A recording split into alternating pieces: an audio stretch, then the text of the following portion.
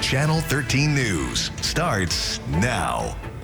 Now to a major update to a story that we've been following very closely. Families telling us the cremation process has begun for the 146 bodies recovered from McDermott's funeral and cremation service. Hello, and thank you so much for staying with us on Channel 13 live at 6:30. I'm Abel Garcia. And I'm Trisha Keene, and those remains were moved to Davis Funeral Home earlier this month when the facility was shut down by state regulators amid allegations of mishandling. But with viewing impossible in many cases because of severe decomposition, some relatives fear they may never know whose ashes they'll actually receive. Senior reporter Alyssa Bethencourt has been investigating this for weeks, pressing for answers about identification and about what happens to the crematorium's owner. The families left behind have questions no one should ever have to ask. The most heartbreaking, whether the ashes they receive will truly belong to their loved ones. And as they search for closure, they're also demanding accountability, wanting to know if the man who ran this funeral home will ever face consequences. Is it my mom? That's the fear as cremations get underway at Davis Funeral Home. I know it's just her body, but that's my mother. And it breaks my heart that she had to she got thrown around like garbage. It's a sense of closure Dorothy Duran and dozens of other families may never get. That's our mom there. With her grandbaby? Yeah. Told they couldn't view their loved ones because their remains were too decomposed. If you are not tagging the bodies properly, whose ashes are you giving to these loved ones? Did they just bag her up and left her in a 80-degree room with all these other bodies, just left like trash?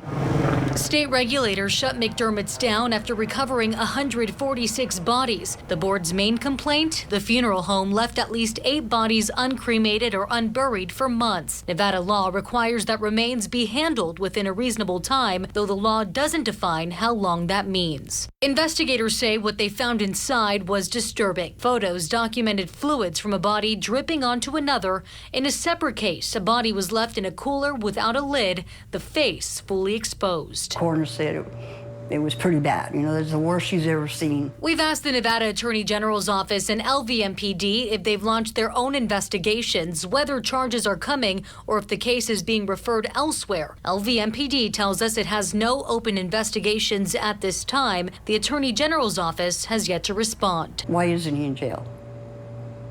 Why we're suffering? Why shouldn't he have to pay for that? Legal experts tell me civil claims are likely. Negligent infliction of emotional distress, breach of contract, and consumer protection violations. Nevada does have law relating to the abuse of a corpse. There are other types of criminal charges that can come up in these situations. He had no business doing that. He has no business hurting families the way he has. What was the purpose of that? She was a maid of honor. As cremations begin, families say they're left wondering about their loved ones and what justice could look like if they ever get it. And I will continue pressing the AG's office and LVMPD for any updates on potential investigations. Meantime, families tell me they want 2 things: certainty about the ashes and accountability for the owner of McDermott's, Chris Grant. In studio, I'm Alyssa Bethencourt. According to Metro, most of the bodies that hit were stacked up against my wall.